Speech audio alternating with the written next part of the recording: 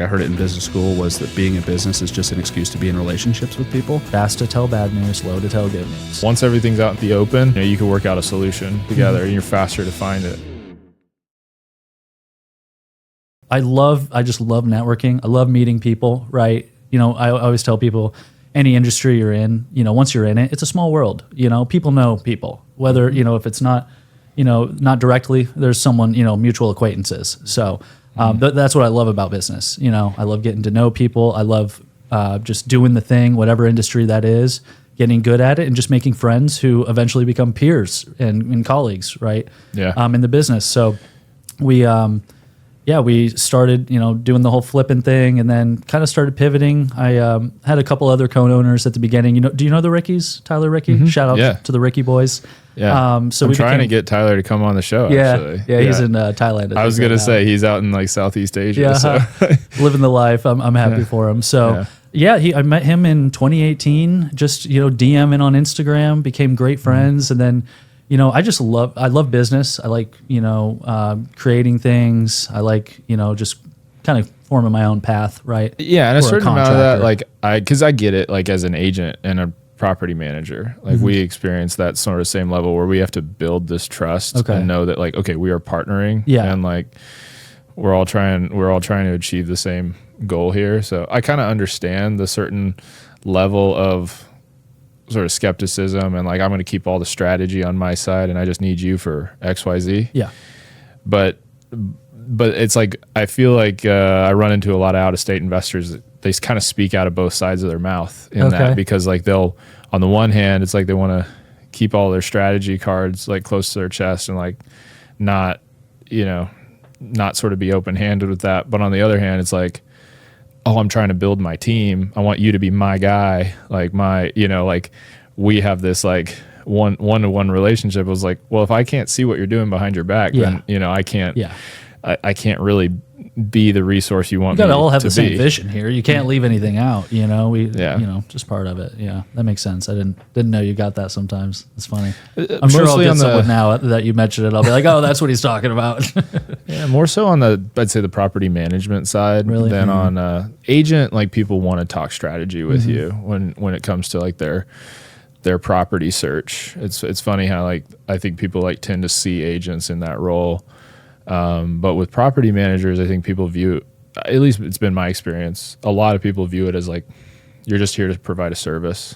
Even though I'd say, if anything, it's the opposite. Is like your agent is there to provide you with a service and just finding the property, find something that meets your criteria, and then they're kind of done at closing. Your property manager, that's your long-term partner. That's your boots on the ground for asset management, you know? Yeah, exactly. Yeah, that's interesting. It ties in well with like your first point about like one of my favorite quotes that I think came from a business coach, but like I heard it in business school was that being in business is just an excuse to be in relationships with people. And so like that trust building, it starts from day one, like that from that first conversation. And I think a lot of times the reason that people who are hiring a property manager have those issues is because they've had negative experiences in the past. And it's just, then it's on us a little bit to overcome those trust issues and show them that we're fully committed and we have the accounting dialed in, we have like the boots on the ground factor all dialed in, and we can put it all together. Yeah, that's I was dealing with it with my 4-unit in Muncie. It's just been, things were great with the property manager I had until it wasn't, obviously. So now we've got someone in now, but we have one vacancy we've had for like 6 months, so we're trying to get it filled, but also it's like, they're like, yeah, we managed 400 doors. And I'm like, okay, how's my 4-unit going to make it to your priority list? So I can see, that's, just a battle of the business, Yeah. No, I feel like there's so much gaslighting that goes on in this business where it's like, we managed 400 doors. Like if that's sort of getting brought up in a conversation when a problem is being, it's almost like it's a defensive thing. It's like, it's like, oh no, we do a great job. Like, we're not just letting you down. We're letting on 400 people. No, but I don't know. All making sense now. But I think that's interesting. It's interesting because we manage around 400, and then I'm just thinking like of time, like I'm just, I find that in,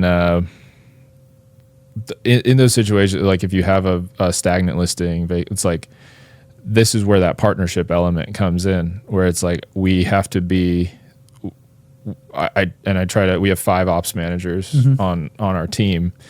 And Stuart and I both really try to instill in all of them, you need to be brutally honest with your clients. Like that is providing this service. Like if the property's not leasing because there's like a chunk of flooring missing right when you walk in, like the client needs to know that. You need to be telling the client that every day until it's fixed.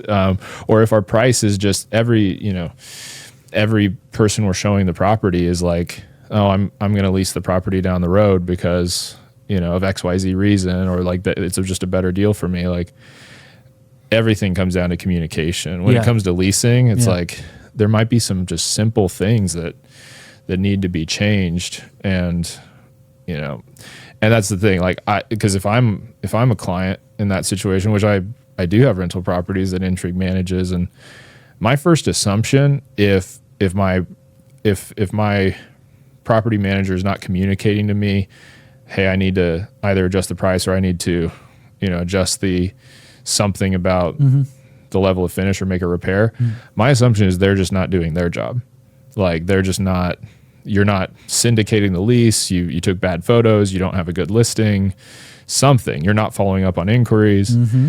So I always just try to teach our ops managers, like, that's what the client's assuming about you, unless you are telling them what obstacle you're running into that's related to the property. Yeah. And it's a two-way street. Like they need to be inquiring with the project manager or property managers as well. You ghost them for a month, you got to keep that. I always call it cadence, just keep that cadence. Yeah. So then you're, if it's biweekly, weekly, monthly, just keeping that cadence as the investor, right? Property managers, they got a lot going on, you know what I mean? And most of them, it sounds like you guys do a good job with it, but things happen. You just take, it's on the client too, to make sure they're using, asset managing, with their property manager. But the honesty thing and the communication, I feel like that's a crux of people in business, right? Many businesses, yeah. Like, Matt Wayner, shout out to him. He told me, the old adage, fast to tell bad news, slow to tell good news. So I try to always live by that. As soon as that problem comes up and you find out about it, I had the client order 30-inch vanities and it was supposed to be 26. But guess what? I told him it was supposed to be a 30-inch. So I had to own that, right? So as soon as you find out, you're on the phone with them. And more often than not, sure, they might get upset, but a lot of people just appreciate the promptness and just getting to it. Let's get on this call and let's hash this out right now. You know what? I'm going to go hand deliver those vanities back to Home Depot for you because I did that. I'm going to go get those returned for you. So just compromising and communicating. So coming up, that's the thing. Yeah, once everything's out in the open, you can, you can work out a solution together, and you're faster to find it. You can check out our full library of episodes wherever you get your podcasts.